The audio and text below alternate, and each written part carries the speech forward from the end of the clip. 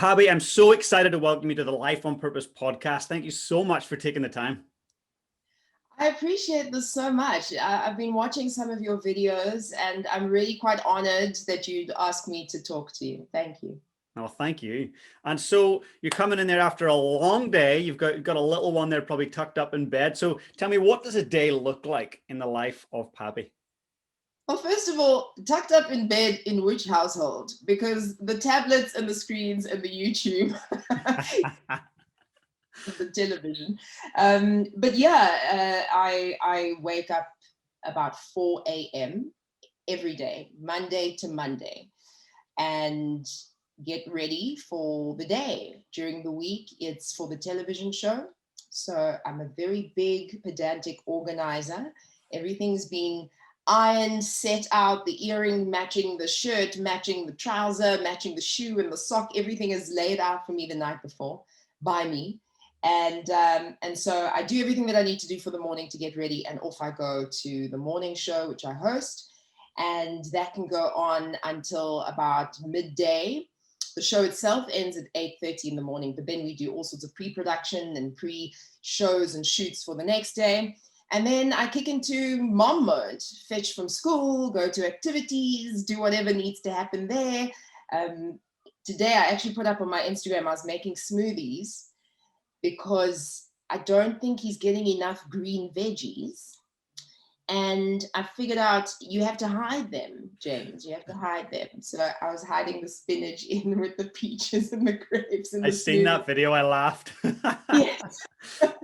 So yeah, then it's kind of, normal life. On the weekend, it's just slightly different because I do a radio show early in the morning for the similar kind of routine. That's huge. That's a huge day and super early start. And it's interesting because a lot of the high performers that I talk to in sport, business, politics, entertainment, the one thing they all have in common is that they get up super early and they're into it before the rest of the world gets started. So with that, obviously comes a lot of self-discipline and self-control. So what are some of your self-care habits? Like certainly for me, I'm up early as well. So for me, it's meditation, exercise, and so forth. What are some of the things that you do that help you to maintain that high performance? Well, exercise has been a revolution in my life. I was the kid who was quite proud at school not to be involved in any extramural sporting activities. And I would say that my sports are choir and drama. That's the sport that I do. And once I discovered exercise at about the age of 24, my entire life changed. Everything in my life changed, from how I feel, so, my mood levels, from my energy levels, concentration, being able to work through problems every day, being able to actually sort the jumble and the voices in my mind. Exercise revolutionized my life. It really did. I can't recommend it enough. So I try to do that as often as I can. If I can get a run in 5 days a week, then, I'm very proud. Otherwise, as much as I can do. I also have had to pull myself back from being overly pressurized in that space. And then I don't meditate per se, but I enjoy using affirmations. I love using affirmations. So as I'm making the school lunch, as I'm, pottering around in the garden, as I'm doing other things, I'll be using affirmations in my headphones. I find that, what we speak is obviously so, so powerful. And I need to continuously retrain my mind because triggers happen, triggers come. And, in a day like mine and with a career like mine, I can be dealing with 4 or 5 different things at the same time to put out. And so I need to give myself a little bit of alone and quiet time, just 10 minutes when it's too much. And I give myself that quiet. And then, all the regular things that people do, baths, spas, blah, blah, blah, blah, blah. I love all of that stuff. But really, I find that it's the stuff that's from the inside out that is the most effective. It's the stuff that's self-motivated, that cares for me rather than kind of creates a veneer of okay, where inside I might not be. That's so beautiful. Thank you for sharing that. And I have to say, and we did chat before the show, but you emanate joy, and I can just see it. And it's in your being. It's in the way you speak, the way you talk, the way you stand. Like, it's just there. And these affirmations are powerful. And I know not everybody uses affirmations, or I call them incantations. Very Yes, similar. incantations. I'm so, because this, carry on. No, I'm that's getting good. excited. Yes. So I always Because it think, does feel like that. It feels like you are conjuring something. There is magic in it. And I think when you talk about incantation or magic, people get a bit weirded out, but I feel like it's all magic. I I really do. 100% agree. And I work with high performance clients. So whether they're CEOs or they're athletes. And one thing we do is we talk about incantations versus incantations. And a lot of us say, you know, I don't want to be this. I don't want to be poor, or I don't want to be overweight, or whatever it might be. I don't want to be unsuccessful, but it's so important that we go to incantations and that positive psychology of I am enough. I know I am overflowing. I am joyful. I'm abundant. But it's the way that you say them. So for people out there that haven't experienced affirmations, where do you go to get them? Do you have a specific app, or do you create them yourself and listen to yourself say them about yourself? So, to your point about incant versus incan, one of the stories I often tell is once I really started getting into the exercise habit, I realized that I was actually getting sad after working out or during working out. And the foresight to just kind of tell myself to listen to myself. And while I was on that treadmill, I was saying, these fat thighs, got to get rid of this jiggly stomach. What is this? Feel that as you run, sis, don't you? That's not, you know? And I was really pulling myself down with incantations, which I thought, okay, the worse I feel about how I look, the more I'll do something about it. But overall, it was bringing me down and actually demotivating me. So to answer your question, it's varied. It comes from what I imagine for myself. So in our country, crime, safety can be quite a challenge. And so I have a lot about my safety, our safety. I'm safe and protected. I'm carried through every situation with safety. And then there's Louise Hay. You can't talk about affirmations without talking I about agree. Louise Hay. So, you know, I am energetic and vital at every age. I am loved. I am, you know, able. And then what's been really fun, James, is bringing it down to a 4-year-old's level. You know, I'm a good kid. I'm worthy. I'm helpful. I'm kind. And then I think to myself, that feels nice for me too. I'm helpful. I'm kind. So it varies. It varies. And with technology, it's really great because every single YouTube, you know, kind of positive resource has something that you can use and you can pick and choose. 100%. And that's amazing for parents out there. So I've also got a little 4-year-old boy, and the things that we say and do and the things that we encourage them to say and do, it just has such a massive impact on their brain development and their social development. So I love that. I'm going to try that with Finn, actually try some affirmations with him. Great. Yeah. That's so cool. And it's become quite a trend at the moment as well. I've seen so many authors release affirmation cards for children, affirmation books for children, because they really understand how impactful what we say to our children is and how impactful what they say about themselves is. So it's become more of a trend than ever before now for authors and publishers to release affirmation cards and books for children. I think, especially in the South African context, we've had so much through colonialism and through our history that has been told to us. So the record in us as as South Africans, and that comes from experience, and I'd imagine, a white South African experience, these very specific ideas of who we are and what our roles are. And I think more and more we're becoming so comfortable, becoming uncomfortable with that we can see how important it is to be quite deliberate in how we affect the record that plays in our children's minds. 100%. And it's so important, that we look at leaders, and we've all got people we look up to, and how much their wording, their behaviors, their leadership affects the way we carry ourselves, the way we view the world, and form our beliefs. So in South Africa, if you look back across your lifetime, who would you say have been one or two instrumental leaders in your life and helped you to form beliefs and opinions of how you fit into the world? Oh man, that is huge. That is really huge, because our history is unbelievably rich in terms of these kind of pre-colonial chieftains and kings who changed how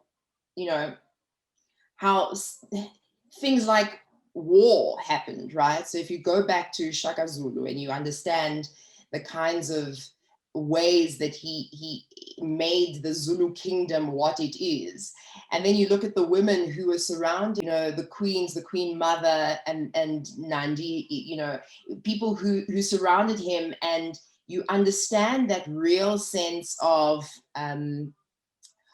believing in your power from some of those role models.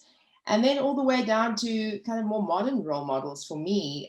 Winnie Madikizela Mandela was always somebody who I looked at as a firebrand that I would always want to align how I operate in the world, in that non-apologetic, afraid of very little, and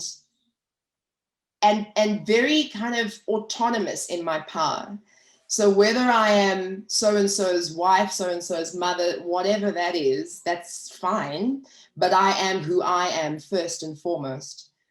But I think that the most impactful role models are the people who are immediately in your surrounds, your family. My mother is when you look at my CV, my resume, my accolades, my awards, my things, my mother's done all of that and more. My mother was a singer, television presenter, model, actress, won awards across every single thing that she's done. She's the one who just is looking after my little boy right now. She's always been able to be a full-time present mom and a full-time present superstar in the world. And I think sometimes we can look at the external role models and we see, a PR story, right?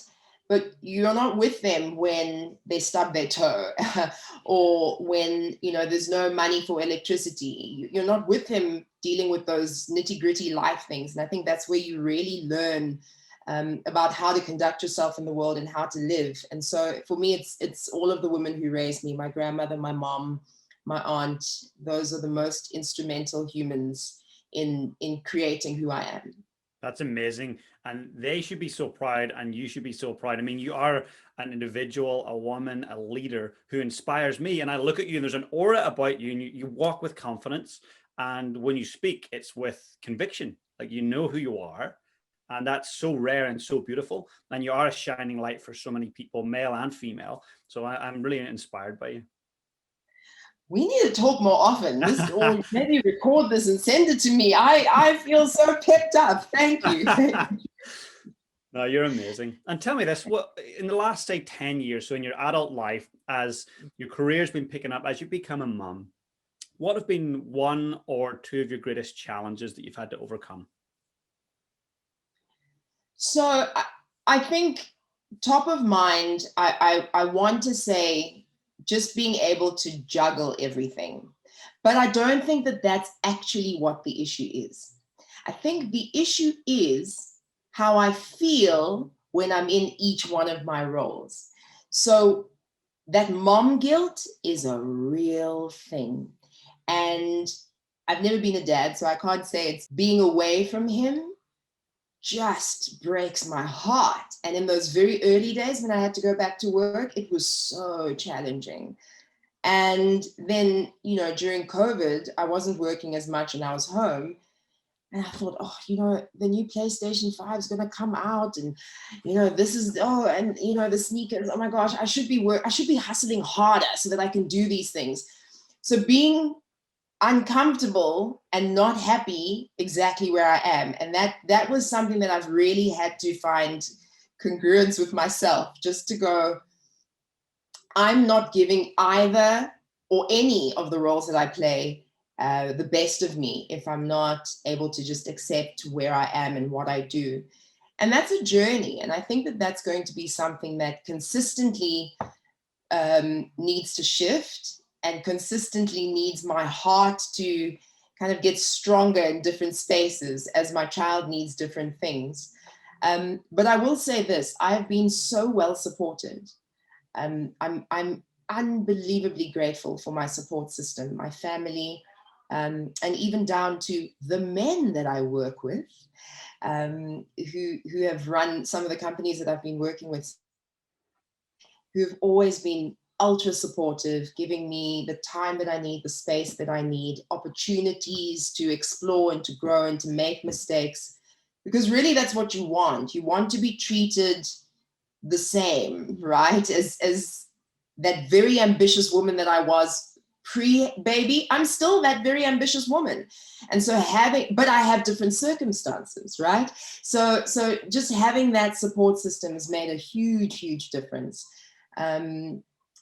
A massive difference.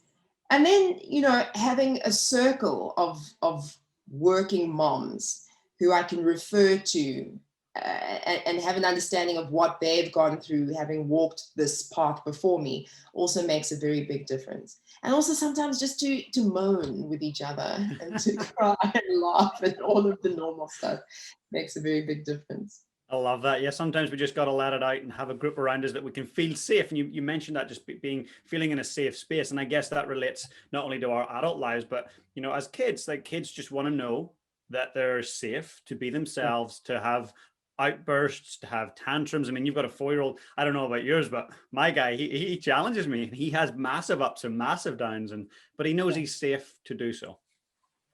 That's one of the things that I had to learn through various means. I am what should I call myself? A course-aholic, a webinar addict. I love it.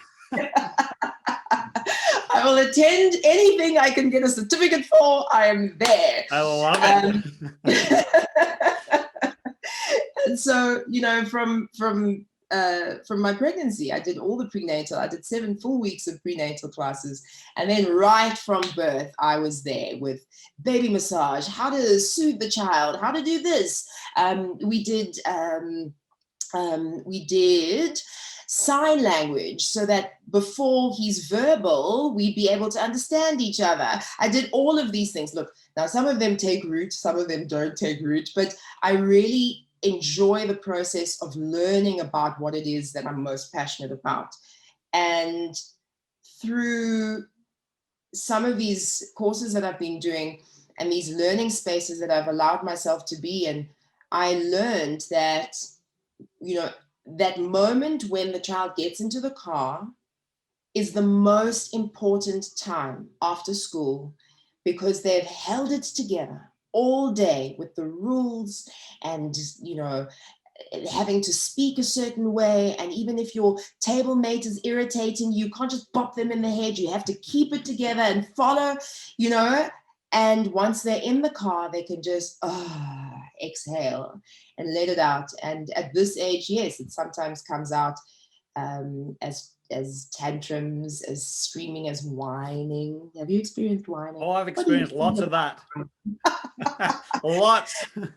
Lots of whining. And I've started to take it as a badge of honor that my little one does feel safe around me, to the point where he can have a meltdown if he needs to, he can work through what needs to be worked through, or just hold the space, or just hold him, whatever is necessary. And that's been a beautiful learning curve, because I think that I operate in a space of excellence in my work, in things that I do, and one would instantly assume that to be an excellent parent is to have this smart, robotically articulate, amazing in all scenarios, quick study, picks everything up perfectly, always behaves. But it's not that. It's not that at all. And it's been really freeing to learn that and to accept that it's gonna be what it is. It's gonna be what it is, and it's okay. As long as I'm okay, it's okay. That's beautiful. Yeah, we were chatting just before, and I mentioned that chatted with a child psychologist, Dr. Vanessa Lapointe from Vancouver, and she was just saying that it's really important that we remember that our kids are not little mini adults. They're not fully formed. Their brain is developing, and social development, brain development, emotional development, all of that. It takes time, and she said, like a 2-year-old will scream.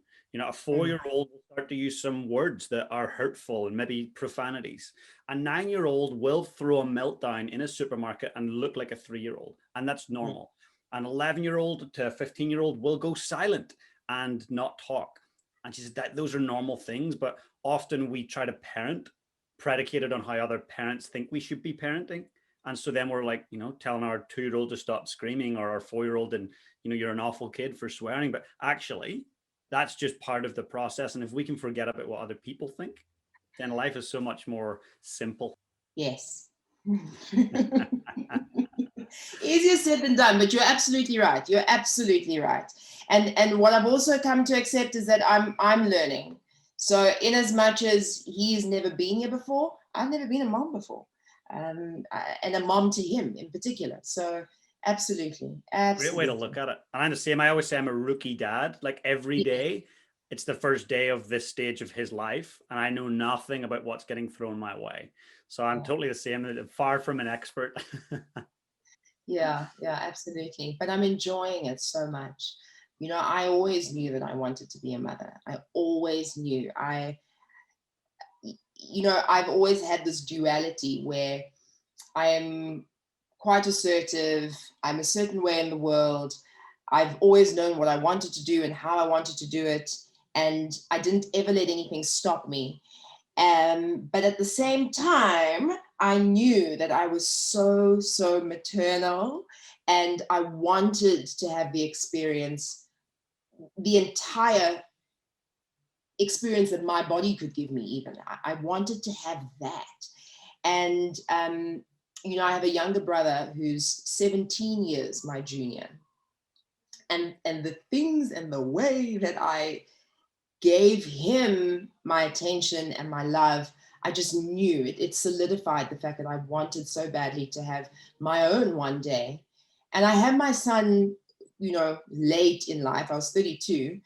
And, just before, I remember my incantations and my prayers were that if it's not to be, then take that feeling away from me.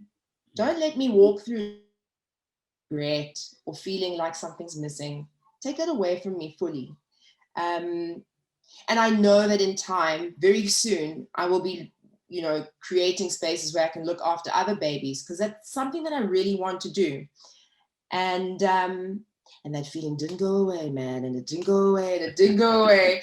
And circumstances then, became this beautiful baby. And so I know that I personally have always been geared to do this job.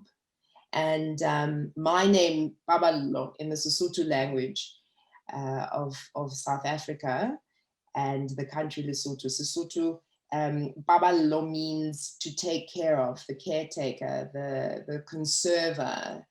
And that's what I really feel like I was here to do. There's such a real alignment in this part of my life that you can't fake, just can't fake it.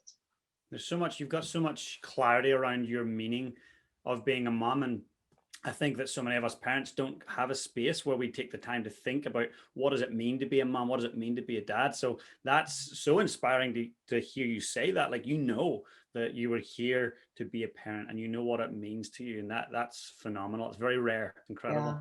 And when you think of your little boy, you know, what do you hope for him? What do you hope for his future? That's a huge, huge question, isn't it?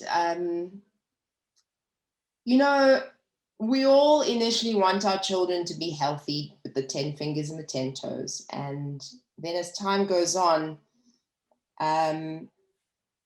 you know, I want him to be safe, and I want him to be able to kind of advocate for himself and be a strong person in the world. But really, I want him to have self-love. I really want my son to be able to be operating from a base of just self-respect and self-love, because he's highly intelligent. But if he decides he wants to be a graffiti, there's nothing that I can do to stop him from his passions. And I think that that's fine, you know. I want him to be able to operate in a space where he respects his skills, his talent, his masculinity, his sensitivity. I really would like, I'd like to be able to pat myself on the back one day and say that, you know what, we got that right. We got that right. You will. You're so intentional with what you want for your child, and you've proved you across your life when you put your mind to things that you do really well at them. You're a high performer through and through. So I love that you've got an intention. And when you look at your own life, because I do firmly believe, and I've chatted to a few parenting experts and psychologists, that often when a child comes into our life, we kind of drop a lot of other things around us. And sometimes we end up dropping some of our passions. You know, when my little boy came along, I decided to retire from drumming. So I was a competitive drummer for many years. Oh, wow. And decided that's enough of that. And it was pretty instantaneous. I decided this little dude is my priority, and I have zero regrets. But I think it's important to always maintain a glint in our eye for something we're passionate about. So if we were to think about your life, what's your vision for your life? If you think about a legacy, you know what I want to be remembered for, what does that look like? That's amazing. I really believe that nothing happens by coincidence. And so this conversation is perfectly timed. I was just thinking about that today, having started a new job, moving into a new space. And one of the preachers that I was listening to was talking about how, you know, as you transition into new spaces and try to do some of the old things you used to do that used to put that glint in your eye, and it just doesn't anymore. Sometimes you can feel a failure. Sometimes you can be, you know, overwhelmed and confused. And she was saying it just means that this is the time to dig deep and find something that means more. Not necessarily the next thing, but find something that means more. And so I'm in that space. I'm going to be 100% truthful with you that I'm in that space right now, where for 4 years, my entire focus has been on raising this little one. And I'm kind of coming back in many ways. And it's exciting. It's very, very exciting, because I remember some of the dreams and goals that I would write in my journal as a teenager, right? And how I wanted to impact people's lives. I want to be able to create and curate a space where people would be able to share their lived experience. They'd be able to ask for help. They'd be able to get help. And we do it in a way that is entertaining and that is not out of reach. Because I'm sure you've been in those spaces where everybody just seems so, they're floating on clouds. They're so enlightened, you know, wow, we know all the things. And I instantly feel shut out of that situation. I don't feel like either that's not real, or then is there something wrong with me? And I know that there isn't. And I just want to be in very authentic, create very authentic, deliberate spaces for people like myself who've overcome, who've been searching and seeking all their lives.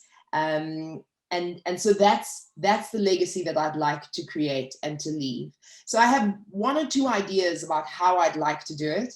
And you know, as you put the things out and you talk about them or think about them or dream about them or even Google them, And it's not just because they're tracking everything we Google, but these opportunities are creating themselves. So I would like to create a wellness space where mothers, in particular, can come with their children and have a retreat, have a week-long kind of luxury self-healing experience.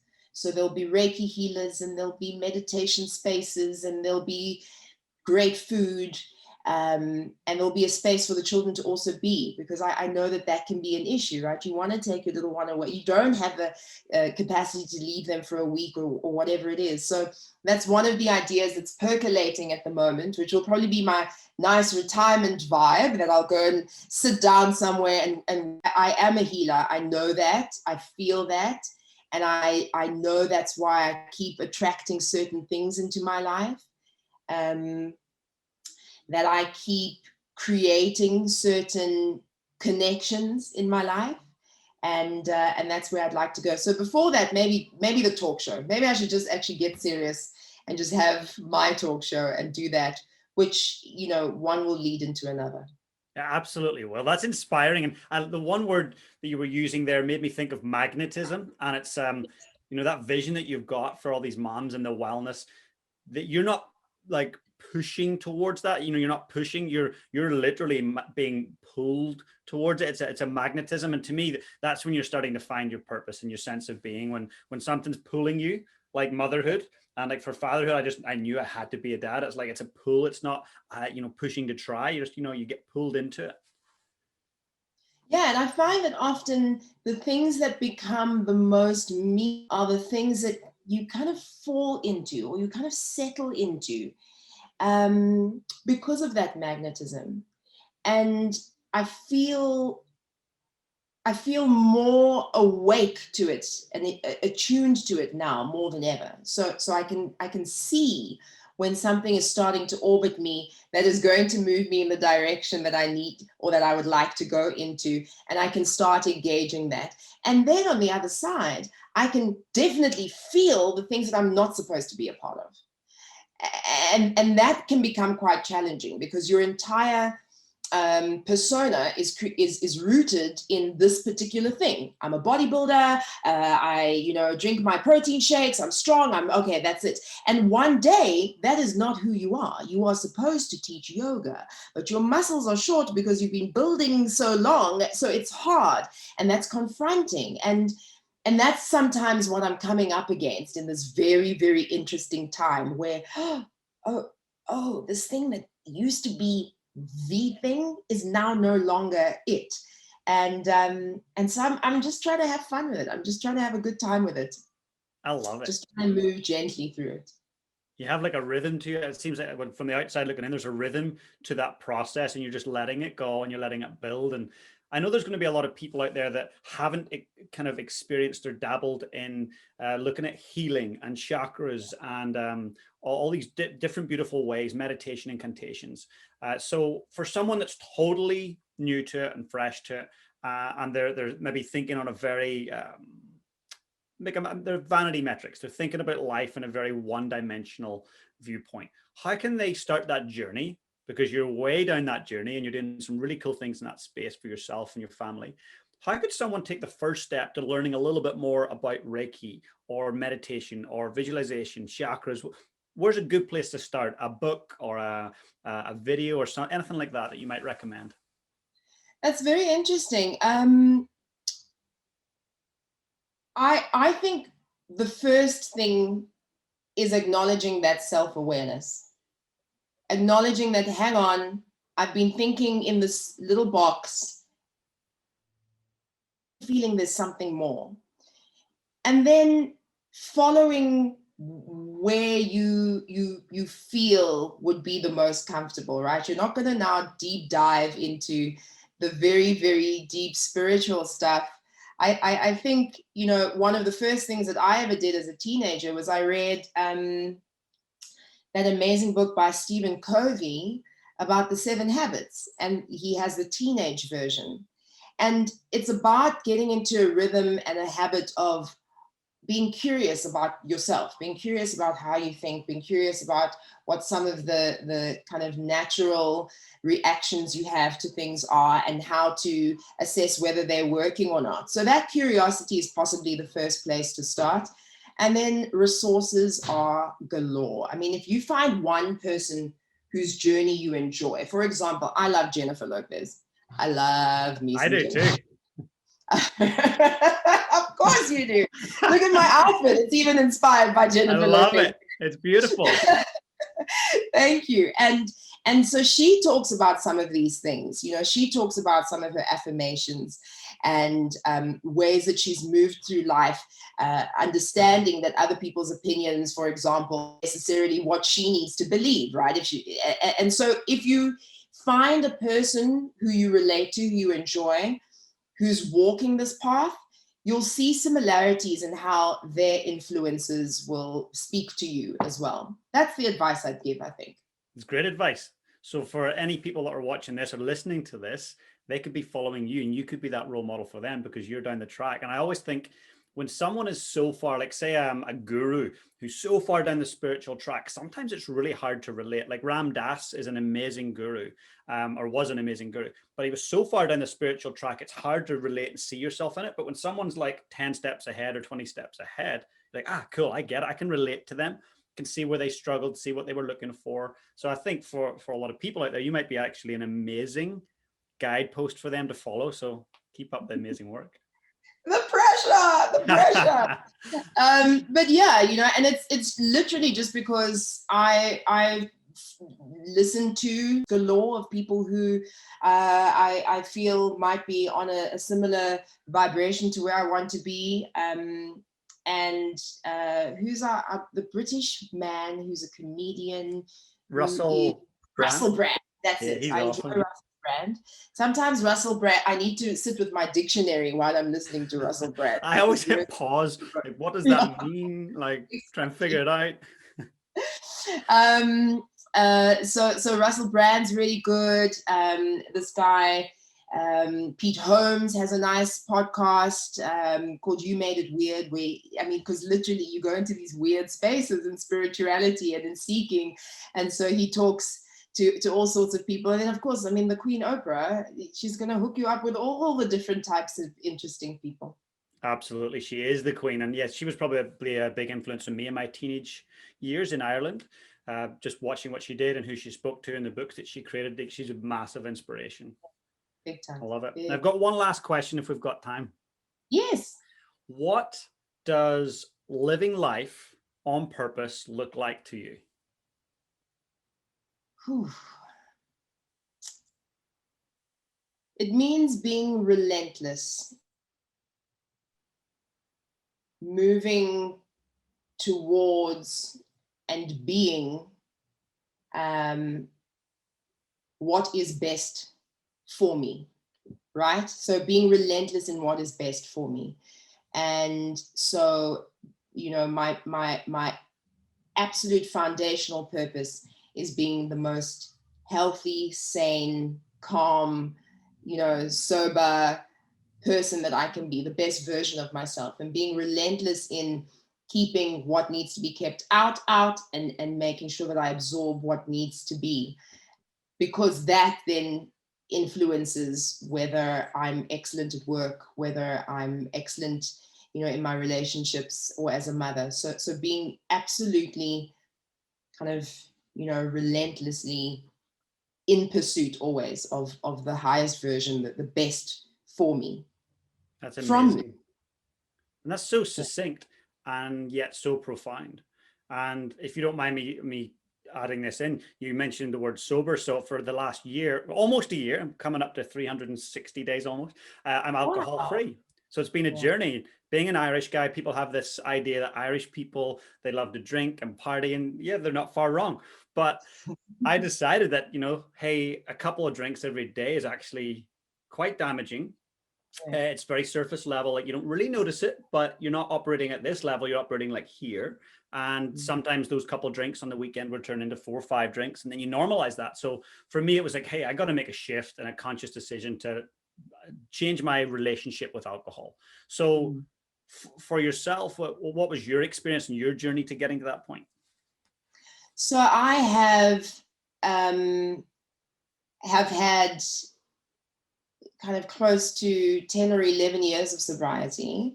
I got sober when I was 23, and I've had short, we call them relapses over the years. But in total, I've been in the recovery community for that amount of time. And I will really, if I wasn't in recovery, if I didn't put the bottle down, of this would exist. I don't even think I would be alive. Addiction is such a dark beast. It's voracious, it's hungry, it wants to destroy you. And I saw that way back when I was 23. And recently I started thinking maybe I can just, have a champagne or have a, party or whatever it was. And I saw it becoming a bit of a coping mechanism again, very, very quickly. And so we nipped that in the bud quite quickly. And so I'm also coming up on a year sober. Yes. And I'm very, very excited about that again. And it really is one of the foundational spaces also for, gaining as much knowledge, as possible, because when you learn about this 12 steps, for example, you learn about how acknowledging that there is an issue is the completely humbling and surrendering post to healing. If you're in denial about anything, there's no way that you can tackle it. So that for me has been a really, really big deal. Connecting with my higher power has been a really big deal. And then also being able to pay it forward and work with other people in our community has been mind-blowingly important. Getting out of my own soap opera that I create every day makes a really big difference. So sobriety comes highly recommended. Yes, a high five to that. Yes, absolutely, really. And even if it isn't because you have wrecked your life, even if it is, a month that you decide, okay, this is going to be a month where I assess if this is actually adding to my life or taking away from my life. I think food goes into that category. Excessive, gambling goes into that category. Even working too much goes into that category. I'm a really big proponent of sobriety, finding pause in your life to really assess and look at what's working and what's not working. That's so powerful. And I know, Pabi, there's going to be a lot of parents out there. And the one thing that we kind of joke about and normalize and kind of socialize is that at the end of a hard day, you've worked and your kids have been tantrums and left, right, and center. You deserve a glass of wine. Like that's a big thing, certainly in New Zealand, Ireland, Canada, countries that I've spent time in. It's like, hey, this is what parents do. But I love what you're saying. It's like, actually, there's another option out there. There's a choice and it's a healthier choice. And for the long term, you got better clarity, better health, better mindset. So I acknowledge you. I know it's a tricky journey because when you're at parties or you're celebrating milestones, we're told that we should have a champagne or we should have a beer or whatever. So it's a really admirable journey. So keep on doing it.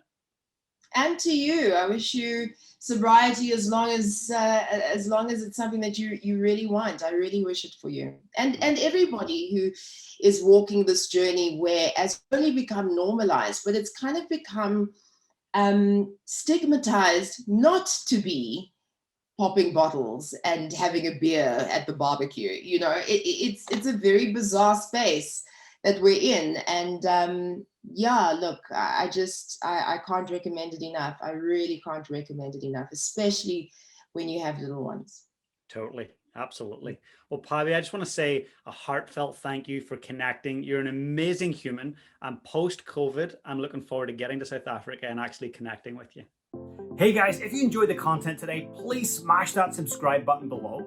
And if you want to become part of my community, I've got an amazing free Facebook group. Please come and join us. The link is in the description below. And also, If you've got any questions about today's session, I'd love to know. Just comment below and I'll be sure to get back to you guys. Have the most amazing day.